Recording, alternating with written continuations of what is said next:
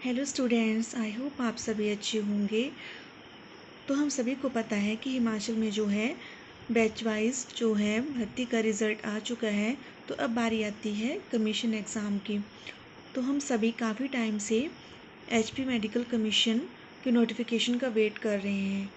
तो अब जो है बैच वाइज जो है रिज़ल्ट आ चुका है। तो अब इसके बाद बारी आती है कमीशन एग्ज़ाम की। तो हम ये होप रख सकते हैं कि कुछ टाइम बाद हमें जो है कमीशन की जो है एडवर्टाइजमेंट देखने को मिल जाए। बट अभी ये डिसाइड नहीं हुआ है कि जो कमीशन जो है उसका जो एग्ज़ाम है वो HPPSC शिमला कंडक्ट करवाएगा या फिर जो हिमाचल राज्य चयन आयोग है वो कंडक्ट करवाएगा। तो इसका जो है थोड़ा सा इसका सिलेबस या जो पेपर पैटर्न है उसके बारे में थोड़ा सा डाउटफुल है कि उसमें 2 पेपर रहेंगे या फिर एक ही पेपर होएगा, नेगेटिव मार्किंग होगी या नहीं होगी। तो हमें पता है कि अगर जब भी एग्ज़ाम होगा तो उसमें जो है सब्जेक्ट का तो पूछा ही जाएगा, चाहे आपके पेपर 2 हो या आपका पेपर 1 हो। तो हम आज जो बात करने जा रहे हैं वो करने जा रहे हैं हम इसके जो सब्जेक्टिव पेपर के बारे में। तो जो हमारा HPTGT मेडिकल का जो एग्ज़ाम रहेगा उसमें हमें सब्जेक्टिव पेपर में देखने को मिलेगा, एक तो बायोलॉजी पोर्सन, दूसरा हमें केमिस्ट्री पोर्सन और तीसरा हमें जो है जो हमने बीएड की हुई है उससे रिलेटेड जो भी हमारा बीएड का जो भी या फिर एजुकेशन का जो पोर्शन रहता है।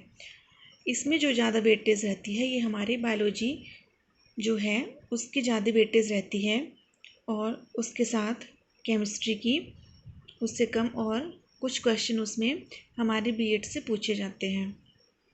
तो बायोलॉजी का जो है इसमें हमें करना क्या है, तो इसमें देखिए हमें बायोलॉजी के लिए हमें सबसे पहले स्टार्ट करना है हमें एनसीईआरटी से। तो हमने जो है सबसे पहले जो हमारे +1 क्लास की जो एनसीईआरटी है वहाँ से स्टार्ट करना है। उसके हमें नोट्स बनाने हैं चैप्टर वाइज और उनको हमने अच्छे से रिवाइज़ करना है। फिर उसके बाद हमने +2 की जो हमारी एनसीईआरटी है उसको हमने अच्छे से जो है नोट्स बनाकर रिवाइज़ करना है। जब आप इसको एनसीईआरटी को अच्छे से कर लोगे तो उसके बाद आपने कोई भी एक रेफरेंस बुक पकड़ लेनी है, चाहे आप मॉडर्न, दिनेश या प्रदीप, इनमें से कोई भी जो आपके पास होगी आपने उसमें से आपने फिर स्टडी करना स्टार्ट करना है। और फिर कई बच्चों का ये क्वेश्चन रहता है जो भी इस एग्ज़ाम को फर्स्ट टाइम देने जा रहे होंगे कि इसमें जो है कहाँ तक का लेवल पूछा जाता है। तो इसमें जो है अगर आप +1 और +2 की बायोलॉजी को भी बिल्कुल अच्छे से फिर बार बार रिवाइज़ करके कर लें तभी आपका जो है एग्ज़ाम हो है क्लियर हो जाएगा। पर ये पता नहीं है कि पेपर का इसका लेवल कैसा होगा कैसा नहीं। तो हमने जो है बीएससी तक का करना है। तो जो भी हमने बीएससी के जिनका सेमेस्टर सिस्टम है या फिर ईयरली सिस्टम के जो भी स्टूडेंट होंगे तो आपने अच्छे से जो है इसके बेसिक टॉपिक्स जो भी आपके तीनों ईयर्स के या जो भी आपके सेमेस्टर्स होंगे उनमें जो है बेसिक टॉपिक्स आपने अच्छे से नोट्स बनाकर तैयारी करनी है। और जिन भी स्टूडेंट्स ने अभी तैयारी करना स्टार्ट नहीं की है वो मैं उनको यही बोलूँगी कि सबसे पहले आप जो है अपनी एनसीईआरटी की बुक से नोट्स बनाना स्टार्ट कीजिए और साथ में फिर किसी एक रेफरेंस बुक को रख के उससे तैयारी करना स्टार्ट कीजिए।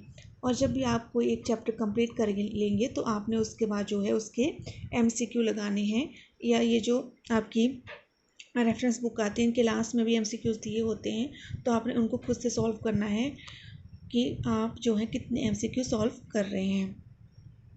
ये तो हो गया आपका बायोलॉजी से रिलेटेड। और आपने अपनी जो बायोलॉजी है उस पर आपने ज़्यादा फोकस रखना है क्योंकि आपका एक तो ये मेन सब्जेक्ट भी है और जो भी आपका सब्जेक्टिव पेपर होगा उसमें जो है ज़्यादा क्वेश्चन आपको इसमें से देखने को मिलेंगे।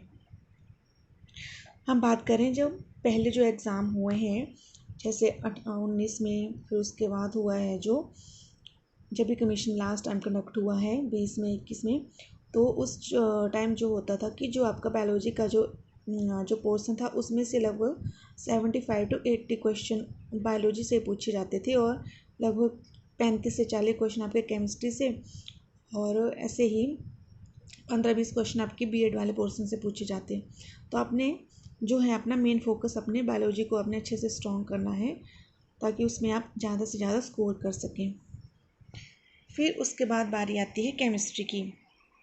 तो केमिस्ट्री का भी आपने जो है आपने सबसे पहले जो अपनी जो स्टार्ट करना है वो आपने एनसीईआरटी से ही करना है। आपने एनसीईआरटी को अच्छे से करना है, +1 और +2 की एनसीईआरटी को अभी, क्योंकि आपके पास काफ़ी टाइम है। क्योंकि अभी नोटिफिकेशन क्या पता नेक्स्ट मंथ आए या फिर अभी थोड़ा आने में टाइम लग जाए।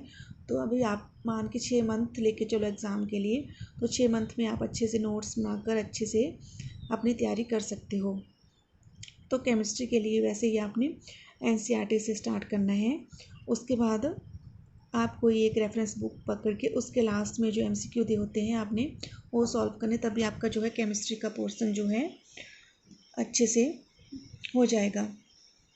और इसमें साथ में आपने जैसे बायोलॉजी, केमिस्ट्री, इनके जो आपने जो जितने भी प्रीवियस ईयर में जो भी आपके कमीशन के एग्ज़ाम कंडक्ट करवाए गए थे, आपने उनको भी अच्छे से रिवाइज़ करना है, देखना है कि किन किन चैप्टर से कैसे कैसे क्वेश्चन पूछे जाते थे।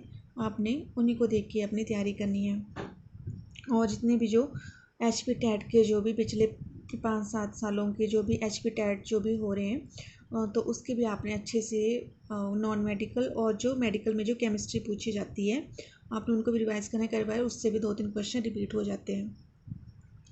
फिर बारी आती है आपके जो बीएड का जो पोर्शन है। तो बीएड का पोर्शन आपकी जो जैसे 2 इयर्स वाली जिनकी बीएड है, तो उन्होंने भी अपना जो आपका बीएड का जो सिलेबस रहा है आपके 2 सालों में, आपने उसके नोट्स तो बनाए होंगे, और नोट्स नहीं बनाए होंगे तो आपके जो बुक्स होंगी उनको आपने अच्छे से उसमें से मेन टॉपिक, जैसे मान लो साइकोलॉजी के हैं तो साइकोलॉजी की जितनी भी एजुकेशन साइकोलॉजी की जो भी जितनी भी थ्योरीज़ हैं, जितनी भी साइकोलॉजिस्ट ने जो थ्योरीज़ दी हैं, उनके आपने अच्छे से नोट्स बनाकर उनसे क्वेश्चन निकाल के कि कौन सी थ्योरी किसने दी है, किस थ्योरी में क्या बताया है, वो और जो भी साइकोलॉजी के जो भी टेस्ट होते हैं इंटेलिजेंस से रिलेटेड, पर्सनैलिटी से रिलेटेड, वैसे वैसे, तो उससे आपने अपने जो क्वेश्चंस है वो तैयार कर लेना है। फिर आती है फ़िलासफ़ी, जो भी एजुकेशन फ़िलासफ़ी की, बुद्धिस्ट की होगी मान लो, बाकी भी जितनी भी जो फ़िलासफ़ी होगी आपने उनको अच्छे से कर लेना है, उसमें से ही क्वेश्चन पूछे जाते हैं। फिर आगे बात कमीशंस एंड कमेटीज़, तो जो भी एजुकेशन से रिलेटेड जितने भी आपके इंडिपेंडेंस से पहले, इंडिपेंडेंस के बाद या अब तक के जितने भी जो कमीशन कमेटीज़ जो भी हैं एजुकेशन से रिलेटेड जो भी बनी हुई हैं, आपने उनको जो है अच्छे से नोट्स बनाकर अच्छे से कर लेना है। मैक्सिमम क्वेश्चन इससे पूछे जाते हैं। और फिर साथ में आपने जितने भी जो HP टेट के जो पिछले कुछ सालों के आपने पेपर पकड़ लेने हैं, उसमें से आपने एजुकेशन साइकोलॉजी और जो भी एजुकेशन से रिलेटेड जो पोर्शन पूछा गया है उनको आपने अच्छे से कर लेना है। और साथ में आपने जो TGT के एग्ज़ाम जितने भी हुए पहले, चाहे वो किसी भी सब्जेक्ट के हुए, जैसे आर्ट्स हो गया, नॉन मेडिकल, मेडिकल, LT हो गए, तो उनसे आपने जो है एजुकेशन वाले जो पोर्शन है उसके जो आपने क्वेश्चंस है उनको आपने कहीं नोट कर लेना है, तो आपने उनको रिवाइज़ करना है। तो आपका ये वाला जो एजुकेशन बीएड का पोर्शन है वो उसी में से हो जाएगा, क्योंकि आपको 10-15 क्वेश्चन देखने को मिल सकते हैं। अब ये डिपेंड करता है कि आपका जो पेपर पैटर्न है वो कैसा रहता है और कितने मार्क्स का रहता है, तो उस हिसाब से ही आपको वेटेज देखने को मिलेगी। तो ये हो गई बात आपका जो सब्जेक्टिव पेपर है। तो अभी से ही आप इसकी जो है तैयारी करना स्टार्ट कर दो, क्योंकि फिर अगर नोटिफिकेशन आ गई तो फिर एग्ज़ाम जल्दी कंडक्ट हो सकता है, तो फिर टाइम नहीं आपको इतना मिलेगा तैयारी के लिए। तो अभी आपके लिए सफिशेंट 5-6 मंथ्स हैं, तो आप अच्छे से अपनी तैयारी कर सकते हो। अब इसके बाद रह जाता है आपका जो GK वाला पोर्शन है। तो आप जो है अपने साथ साथ इसके साथ अपनी HP GK उसको स्ट्रॉन्ग कर सकते हो, डेली करंट अफेयर्स कर सकते हो, और बाकी इंडियन GK, और बाकी जो है पहले आप इसका जो अपना है जो सब्जेक्ट वाला है इसको आप अच्छे से इसके नोट्स बना लो, और फिर बाद में इसको रिवाइज ही करने को रहेगा।